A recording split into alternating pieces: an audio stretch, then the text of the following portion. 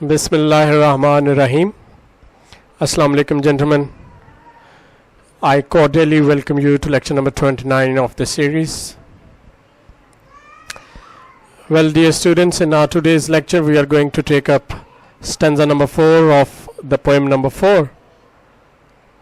Then we'll proceed with the exercise and the short questions. In our previous lecture we did discuss the first 3 stanzas of the poem. I hope you must have written them neat and clear in your English registers. So this is time to move on with the serious business at hand. So let's get started with the reference, context and explanation of the last stanza. Well, gentlemen, this slide carries reference, context and explanation of the final stanza of the poem. Let me tell you once more that reference and context are going to remain the same for the entire poem. There will be no change whatsoever, neither in the reference nor in the context. Let's begin with the reference. These lines have been taken from the poem "Oh Where Are You Going?" written by W.H. Davies. Reference में आपने ये complete sentence लिखना है और इस complete sentence लिखने का 1 number होगा. अगर आप ये 1 नंबर सिक्योर करते हैं तो उसके बाद आपको बाकी 4 में से कोई भी नंबर मिलेंगे.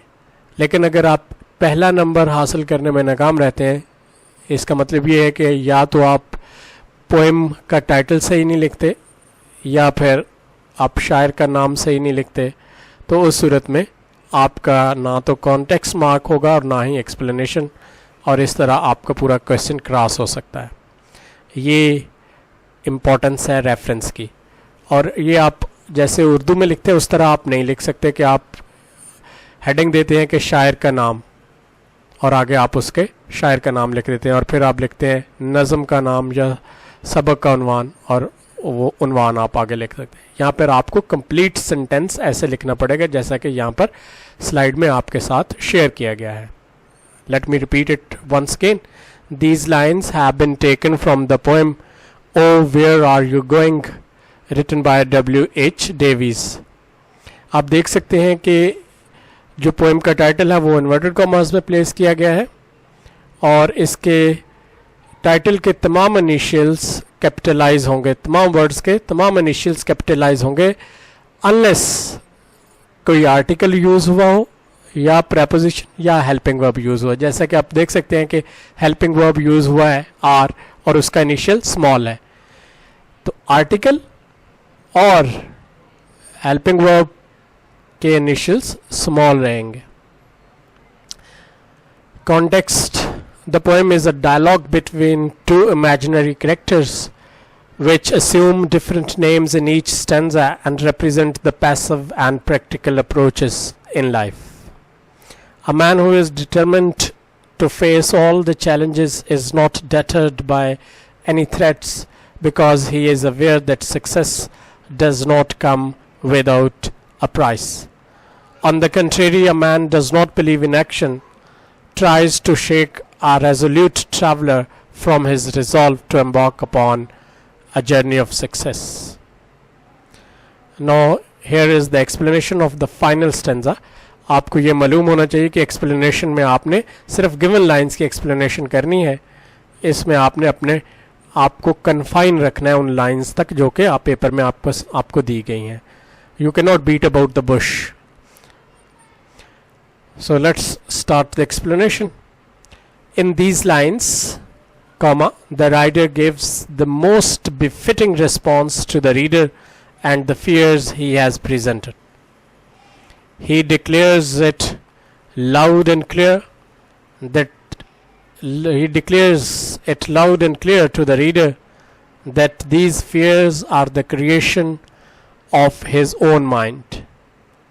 A weak person like the reader does not have the courage to take on all the fears, and hence he remains a slave to the fears of the mind he perceives. His mind perceives.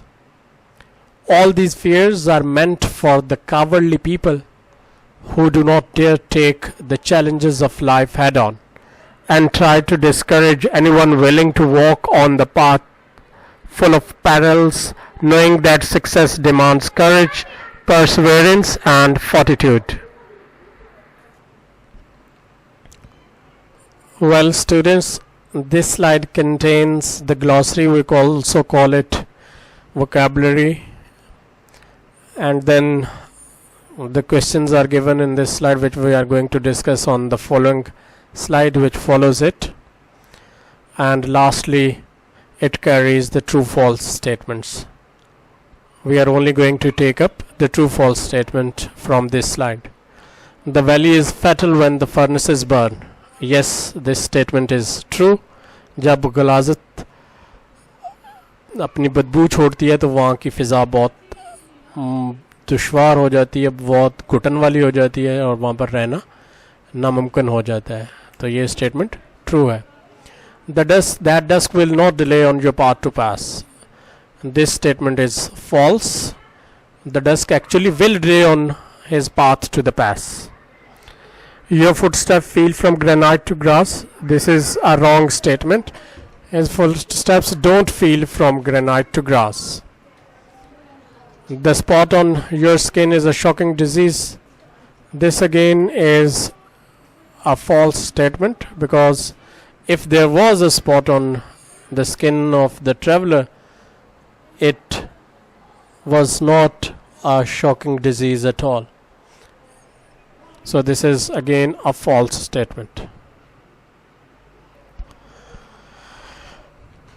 Well, gentlemen, this is the final slide of our today's lecture. With this, we'll conclude our poem number 4. This contains the short questions. You are required to please note all the short questions in your registers, please. Let's begin with the first question. What kind of feelings does the poet create in the mind of the readers? The answer is, the poet creates feelings of fear, doubt, suspicion, and danger in the minds of the readers. As the readers read the poem, the feelings of curiosity and uneasiness start to creep into their minds. Question number 2 is, how do you feel after reading the poem? आपका poem पढ़ने के बाद क्या तासरात हैं, आपके क्या तासरात हैं? After reading the poem, we feel convinced that life is a continuous struggle in which people lacking courage and endurance cannot hope to succeed. Only a determined person can achieve success after having faced the difficulties and perils. Number 3. This is a very, very important question. It has been there in the previous board exams also. What does the title of the poem signify?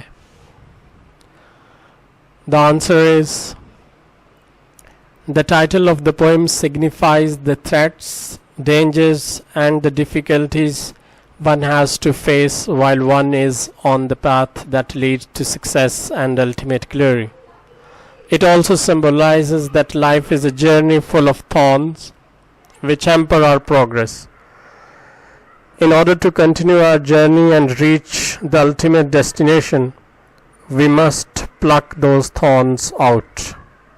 I repeat, the title of the poem signifies the threats, dangers, and difficulties one has to face while one is on the path that leads to success and ultimate glory. It also symbolizes that life is a journey full of thorns which hamper our progress. In order to continue our journey and reach to the ultimate destination, we must pluck those thorns out. Question number 4. How does the rider shake off the fears presented by the reader? The rider shakes off the fears presented by the reader manfully, declaring that these things are the creation of the mind of a cowardly person who does not have the courage to face the challenges of life, and continues with his journey on the path to success. Well, gentlemen, let me remind you once more that you are supposed to write down all these answers in your neat English registers. With that, gentlemen, I am signing off. Take very good care of yourself. Allah Hafiz.